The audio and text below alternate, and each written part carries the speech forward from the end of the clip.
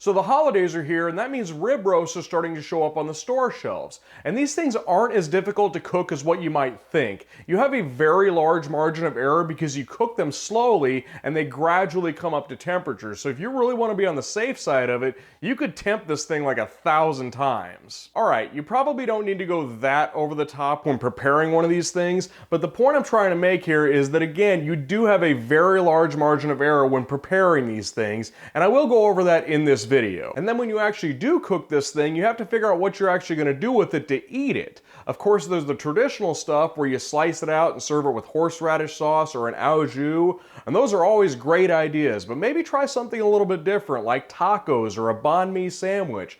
I actually took the one I made and made it into sandwiches with a chipotle sour cream sauce, guacamole, and sauteed bell peppers. And I will include those recipes in the description, but the focus of this video is going to be on the rib roast. So let's get to it.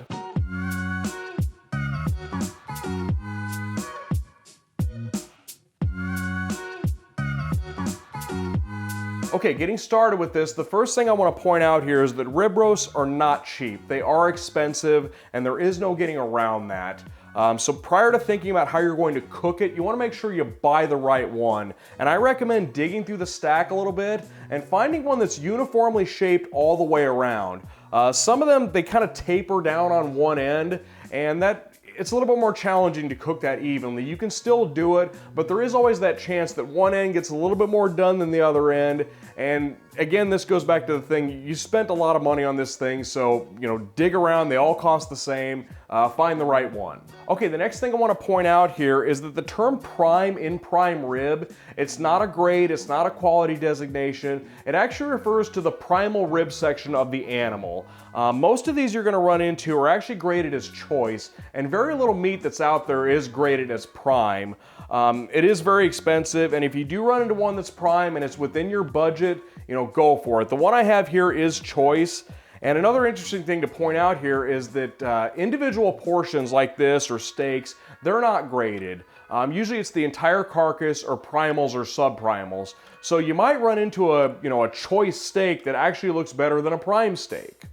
Okay, the first thing you'll see here on the roast that I purchased is that the rib bones have been cut away from the main portion of the roast. And if yours hasn't been separated, go ahead and make that cut, and this will help with seasoning here in a moment. And after that, the next step is to take your knife and score the top portion of the roast by cutting a crosshatch pattern into it.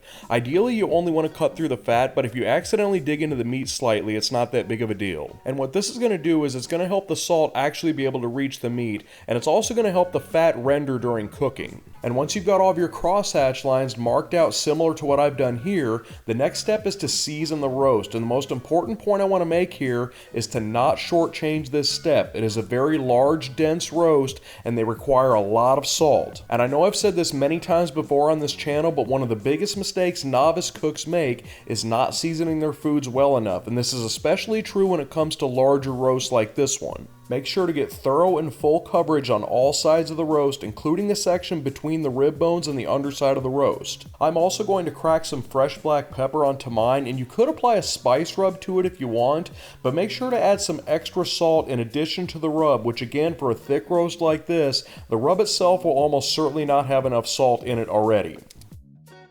Okay, with that, this thing's ready to go into the refrigerator now, and you want to do it just like this, uncovered so it can air dry. And you want to do this for at least a day, ideally 2 to 3 days actually, because it does take the salt a little while to kind of work its way in and equalize its concentration throughout the roast. So 1 day is kind of a good, 2 days is better, 3 days is a best kind of scenario. I'm doing 2 because my schedule kind of revolves around when I buy it versus when I'm filming. So just kind of do what you can on this. Okay, with this thing in the refrigerator right now, you might be thinking to yourself, is this dry aging? Good question.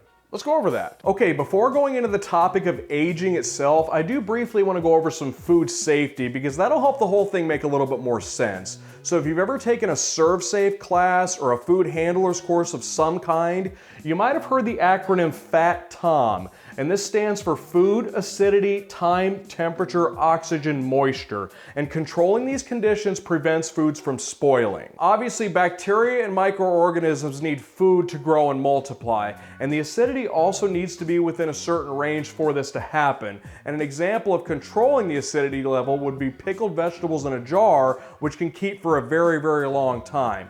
And you also want to keep your eye on time and temperature as well. This is why you store meats in the refrigerator or the freezer as opposed to your countertop. This is also why you cook chicken beyond the point of killing salmonella, is to prevent this from happening. So next up, we've got oxygen. And an example of controlling oxygen levels would be canned foods. Canned foods can keep for several years or even longer. And lastly here we've got moisture. And an example of controlling moisture would be cured and dried foods. Salt makes an ionic bond with water that once water is bonded to another molecule, it's not available for bacteria to grab hold of to use to grow and multiply.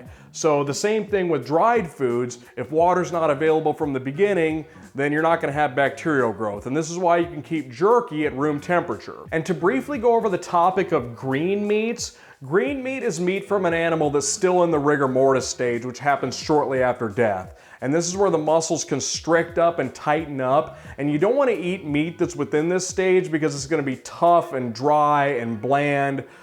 So obviously in the scenario of going from the slaughterhouse to the grocery store, this will have a chance to fully run its course. But for you hunters out there, a lot of hunters just throw the meat straight into their freezer. And when it comes out of the freezer, it's still in that stage and it's going to be bland and flavorless and dried out. So you want to let that run its course prior to putting it in your freezer. So with that, let's get on to aging.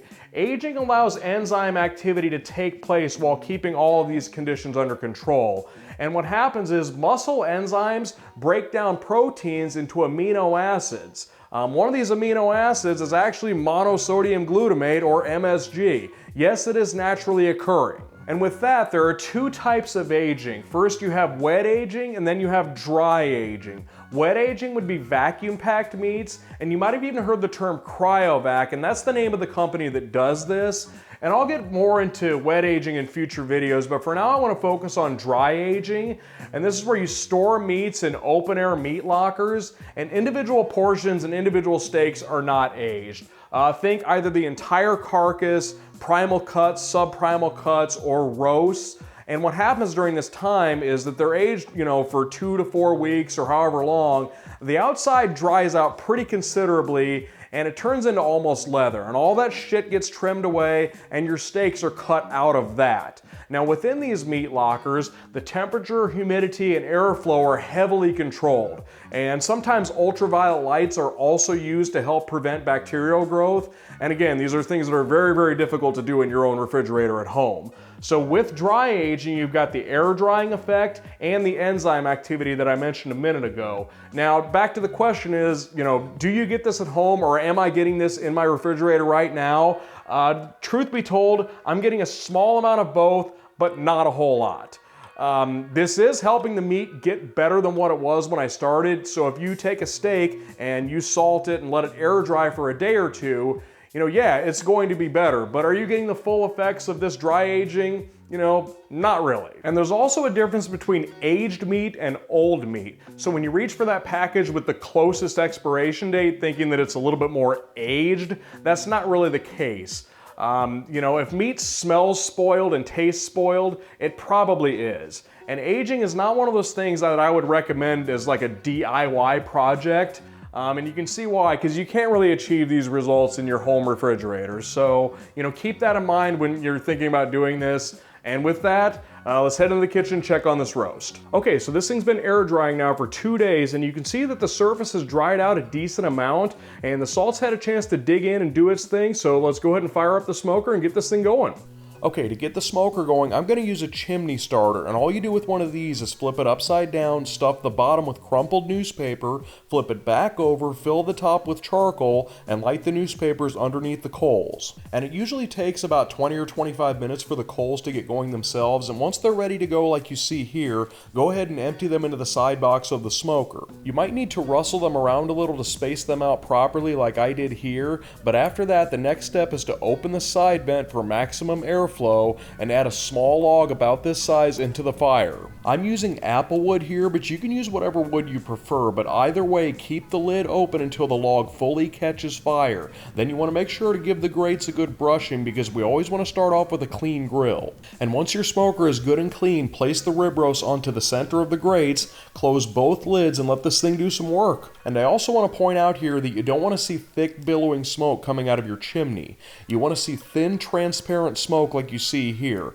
and those in the barbecue galaxy refer to this as blue smoke. And it looks like I've got a visitor that just showed up in the background. This little guy randomly shows up about once a week, so when he does, I always make sure I have a few treats around for him. And back over at the smoker, the first log has burned out, so I'll nestle another one in and once again leave the lid open until it fully ignites, then close the lid. I'll repeat this a few more times, and since I have a cheap smoker that doesn't maintain or distribute heat very well, I'm going to finish this thing in the oven. I use this thing to give food a smoky flavor, but I actually do the cooking portion of this thing in the oven. So off the smoker with the rib roast and into the oven we go. And since this thing was sort of partially heated up on the smoker, it only took about an hour and a half at 250 degrees in the oven to come up to medium rare. And if you're like most people and medium rare is your goal, you're shooting for an internal temperature somewhere between 125 and 135. And with that, let's turn the broiler on and get the top seared off. And you want to be extra careful here because the roast will go from a perfect sear to completely scorched very quickly, so keep an eye on it. And after 3 or 4 minutes under the broiler, the roast is done cooking. You want to make sure to rest this thing for about 30 minutes before slicing into it. That will give the carryover cooking process a chance to do its thing, and it's also going to give the proteins a chance to loosen up, which will help the roast retain more of its moisture. And after resting, transfer the roast over to a cutting board, and first you want to remove the rib bone section from the roast. This will make for a good snack later on, so hang on to that thing. The next step in the moment of truth is to slice into it and see how it looks, and if you did everything right and maintained a steady slow cook throughout the process, the roast should have a consistent medium rare doneness from edge to edge and corner to corner throughout the roast. And I'd say this one turned out pretty good, and again, like I said earlier, the low temperature roasting process gives you a very large margin of error when preparing one of these things. So to put it bluntly, don't fuck it up, and if you do, shame on you. You just spent a shitload of money on this thing and fucked it up. Come on, man. Anyway, moving on now, let's put together that sandwich I mentioned at the beginning of the video, and again, I will include the recipes for all this in the description. First, start with some toasted ciabatta bread, spread some chipotle sour cream across the top bun, layer a few thin slices from the roast onto the bottom bun, top the meat with guacamole and roasted bell peppers, and that's the sandwich. And by the way, this sandwich was really good, so if you're looking for an idea here, give this thing a shot. I think you'll like it. But with that, we've reached the end of the video, so as always, thanks for tuning in, and we'll see you next time.